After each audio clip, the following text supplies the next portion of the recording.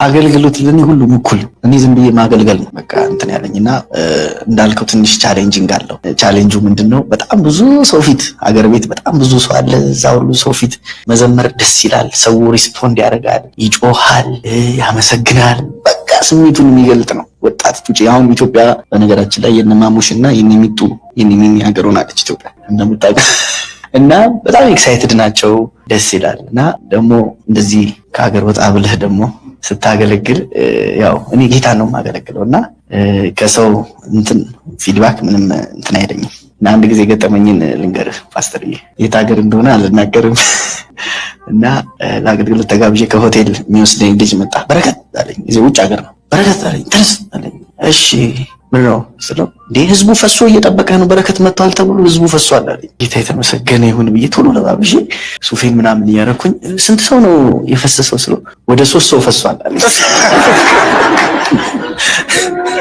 እና ስሞል ግሩፕም ጌታ እንዳለ ብዬ ነው የማስበው። ግን በአገልግሎቴ ላይ የኔን እንትን ድሪም ወይም ደግሞ ኢማጂን የማደርገው ነገር ለእናንተም ፓስተርም ንገራችሁ። እኔ ሁልጊዜ ስዘምር አይ ዶንት ኖ የትኛው ወንበር ላይ እንደሆነ አላውቅም፣ ጌታ ቁጭ ብሎ አምልኮዬን የሚያየኝ ይመስለኛል። እና አንዳንድ ቀን እንደውም ቤቴ ይሄ የኔ ኤክስፒሪየንስ ነው። ቤቴ ሶፋ ላይ በቃ ጌታ ዛሬ እዚህ ጋር ቁጭ ብለህ እንድትሰማኝ እፈልጋለሁ ብዬ ተንበርክኬ እየሰማኝ ነው ብዬ ወደ ሶፋው ዞሬ በቃ ጌታ ሆይ ብዬ በእምነት ፊዚካሊ እዚህ ጋር ጌታ ቁጭ ብሎ እየሰማኝ ነው። እና ያየኛል፣ የተነሳሁበትን ያውቃል። ፓስተር የኔ በጎች ጠብቄያለሁ፣ በጎች ጠባቂ ነበርኩኝ። እና ኬት እንዳነሳኝ እግዚአብሔር ሁሌ ዲና ያላረግም። ስታዩት ግን ፊቴ ቦምቦሊኖ ነው። ግን እኔ በጣም ከዝቅተኛ ቦታ ነው የወጣሁት። የአገልጋይ ልጅ ነኝ። በቃ እዛ ጋር ቁጭ ብሎ ጌታ የሚታዘበኝ ይመስለኛል። እና ለዛ ነው በቃ ራሴንም ምንም ሰው መኖሩም ትዝ ያለኝ። ብዙ ጊዜ እንደውም ፖለቲሻን ገቨርነሮች የሆኑ ሰዎች ሀገር ቤት ቁጭ ሲሉ አምልኮ መሪዎችም ይያዛሉ። ብዙ ጊዜ ያየሁትን ነው። ሰባኪው ምንም የመያዝ ነገር አለ። እኔ ምን መስለኝ እኔ እነሱን ትቼ ከጎኑ ጌታ ቁጭ ብሎ እያየኝ ነው ብዬ ነው እንትን የማደርገው። እና ለጌታ ስለማስብ ምንም ልዩነት የለውም። ደስ ብሎኝ ነው የማገለግለው ጌታ። ይህንንም ጉባኤ የማገለግለው በቃ ጌታ አለ ብዬ ነው። እኔ የእግዚአብሔር ቃል ለምሳሌ አሁን ፓስተርም ይሄን ማንም እዚህ ጋር መጥቶ የእግዚአብሔርን ቃል ሲናገር ቃሉ የእግዚአብሔር ነው ብዬ ነው የማምነው። እና ሪስፖንድ አደርጋለሁ፣ ጮኻለሁ፣ እቀበላለሁ። የእግዚአብሔር ቃል ነው ብዬ እና ደግሞ ይሰራብኛል፣ ብዙ ነገር ሰርቶብኛል።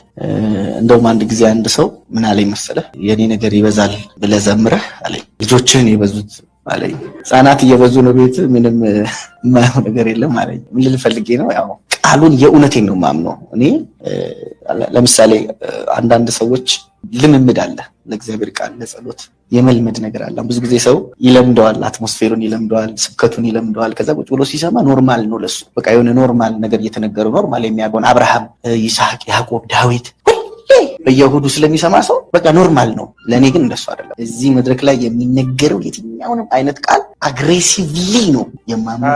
ሪስፖንድ አደርጋለሁ ለዛ ቃል እና ፓስተር ሰርቶብኛል በህይወቴ። እና የእግዚአብሔር ቃል እንደ ተቀባዩ ነው ብዬ ነው የማምነው።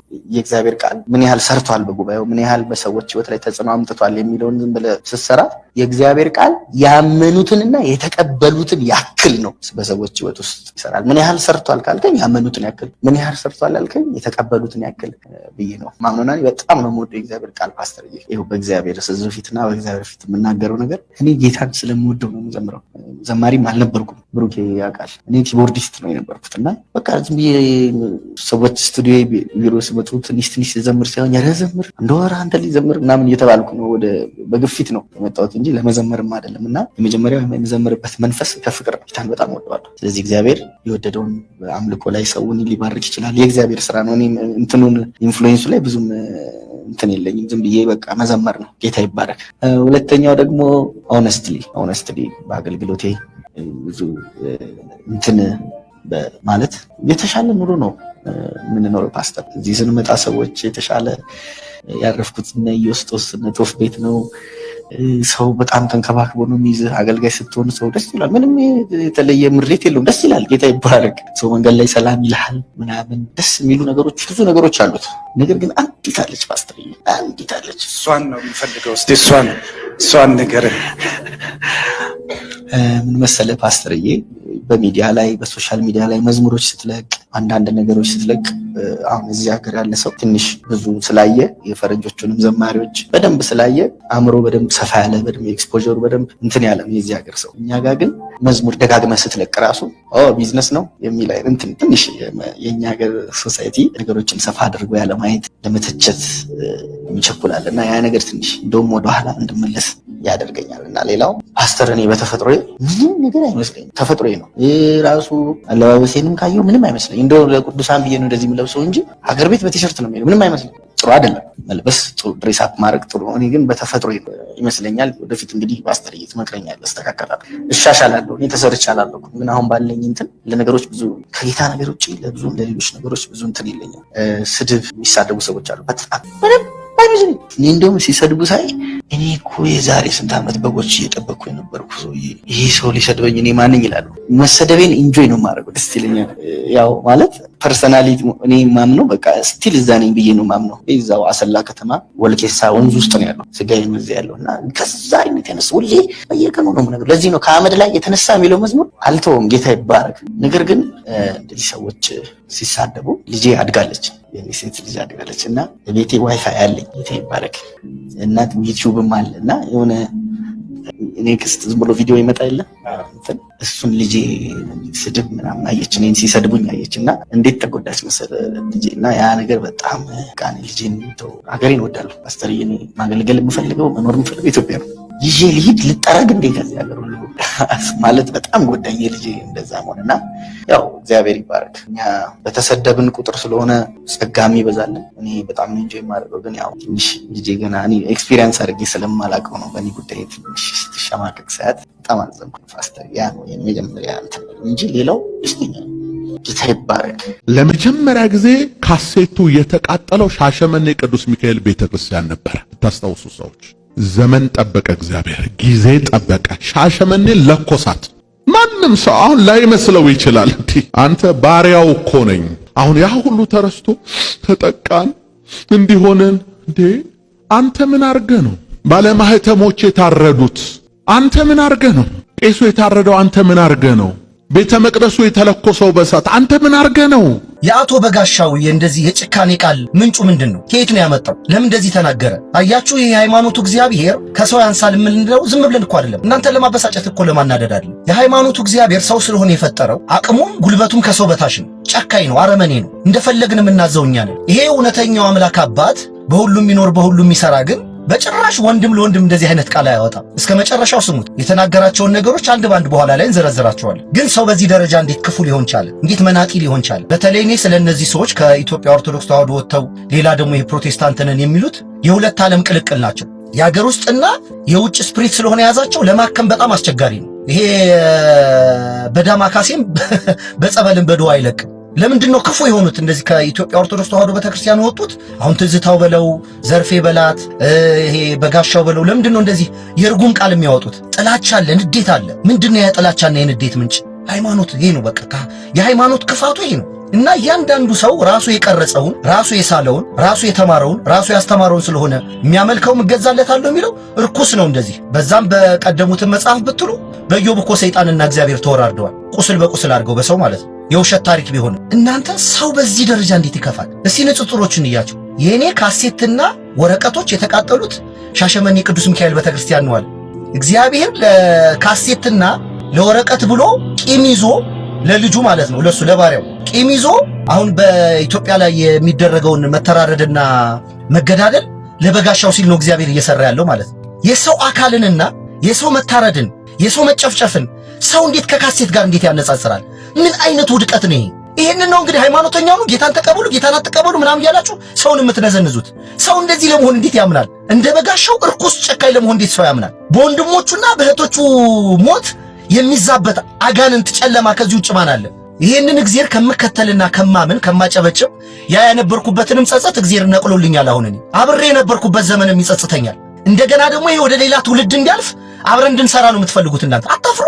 ይሄ ጭካኔ አረመኔነት ለካሴትና ለወረቀት ብሎ ቂም ይዞ ልጆቹን በየቦታው የሚያስገድል እግዚአብሔር አለ ብላችሁ ታምናላችሁ? ባሪያው ነኝ አለ።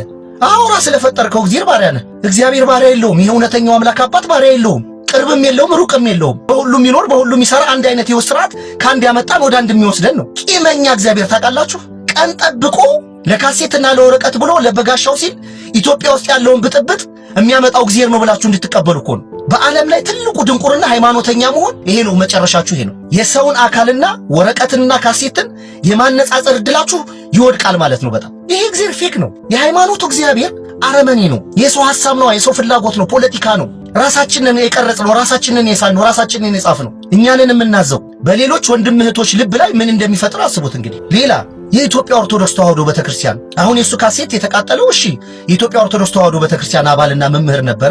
ሲያስተምር የነበረው ትምህርት ትክክል ስላላደለ ብላ በእጇ ላይ የያዘችውን ንብረት ወይም ለሰዎች እንዳይደረስ የማቃጠል እኮ መብት አላት፣ የማስወገድ እኮ መብት አላት። ይሄ እኮ ህጋዊ መብት እኮ ነው። ግን እንዲህ የኢትዮጵያ ኦርቶዶክስ ተዋሕዶ ታሪክ የኢትዮጵያ ኦርቶዶክስ ተዋሕዶ ታሪክ ካላምጡ ማስረዳት እኮ ነው ማሳየት። እቺን ሀገር ስትገዛም በነበረበት እስከ 1967 የማንን ህይወት አጥፍታ ነው? የማንን ህይወት ገድላ ነው? ስለ ሃይማኖት ብላ አለ ታሪክ ውስጥ የተጻፋል። ኦርቶዶክስ ካልሆናችሁ ብላ ከኔ ውጭ ውጡ ግቡ ብላ ደብድባ ገድላ ታውቃለች። እንደ ተቋም አለ ታሪክ ላይ አለ የተጻፈ ታሪክ አለ። እሺ እኛ የቀደሙት ጴንጤዎች ይሄ በነበጋሻው ትናንት ይመጣል። እኛ የቀደሙት ጴንጤዎች መከራና ስደት ነበረብን።